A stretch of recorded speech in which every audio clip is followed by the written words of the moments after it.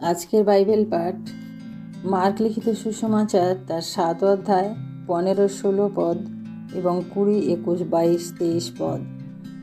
মনুষ্যের বাহিরে এমন কিছুই নাই যাহা তাহার ভিতরে গিয়া তাহাকে অশুচি করিতে পারে, কিন্তু যাহা যাহা মনুষ্য হইতে বাহির হয় সেই সকলই মনুষ্যকে অশুচি করে।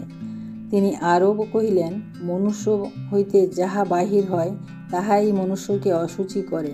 কেননা ভিতর হইতে মনুষ্যদের অন্তঃকরণ হইতে কুচিন্তা বাহির হয়, বেশ্যাগমন, চৌর্য, নরহত্যা, ব্যভিচার, লোভ, দুষ্টতা, ছল, লম্পটতা, কুদৃষ্টি, নিন্দা, অভিমান ও মূর্খতা।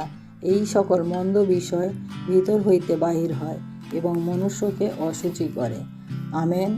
ঈশ্বর তার আপন বাক্যে আমাদের প্রত্যেককে আশীর্বাদ করুন।